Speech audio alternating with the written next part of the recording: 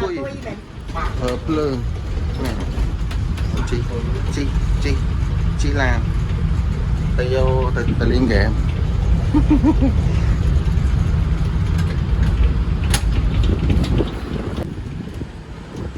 ồ nè nước á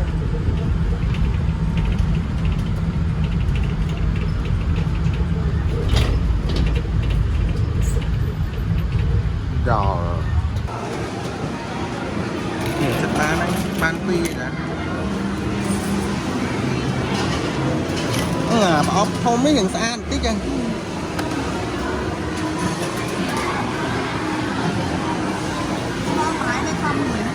xóm mùi kia đây bọc thèm còn đã tích về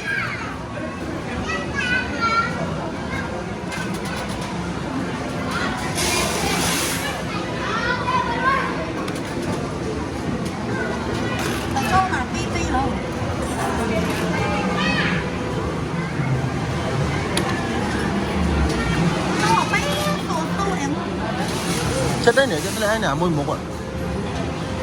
nhà bóng tí bay không nè cho thấy cái tông ta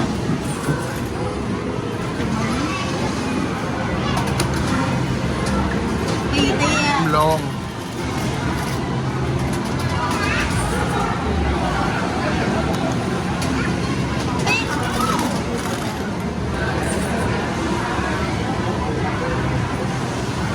máu á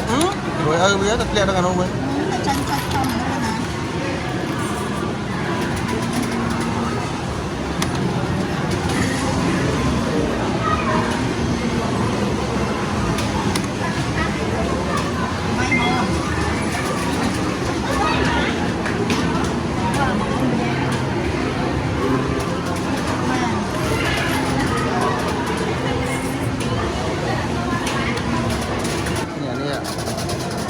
thần xăm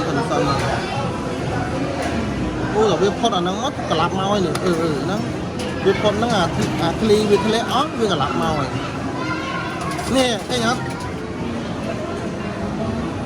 anh nghĩ thằng em men này ở ta đấy rồi với cái lạc ly nó ớt với cả lạp mau này